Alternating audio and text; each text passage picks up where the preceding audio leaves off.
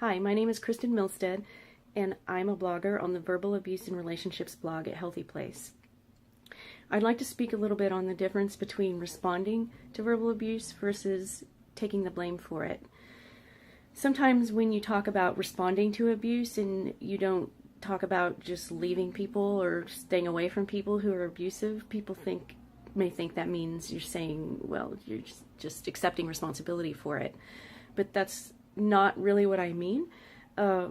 Sometimes there are people that you just can't stay away from for whatever reason. Perhaps you have children with a verbally abusive person, or there's somebody in your workplace that's verbally abusive, or there's somebody in your social circle, or you go to school with someone who is abusive or says verbally abusive things, or maybe you just can't leave your abuser right now.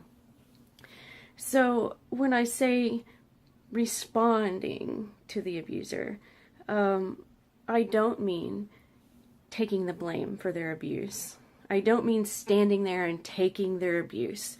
What I mean is you are aware that this person, you are well aware that they are prone to make verbally abusive statements. And knowing that about them, you have set a boundary for yourself about how you will treat those statements.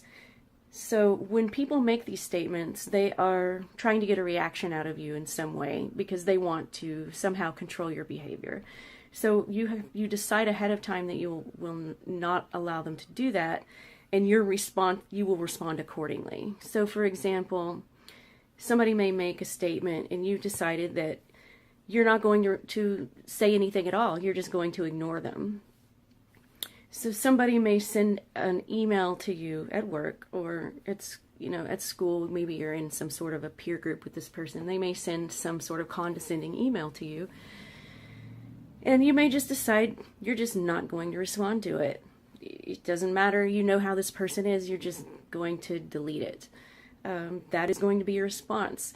You're not saying, hey, I think that's perfectly acceptable what this person did. I'm going to forgive this person. It's not forgiveness. It's not some sort of belief that this is acceptable what the person did. By deleting it and responding to it in a way that is basically a non-response, what you're doing is not allowing that person to control you. So that's what I mean when I say the difference between a response versus taking some sort of blame for it. It's not allowing the person to control you with their abusive behavior. So that's it. Thank you for listening.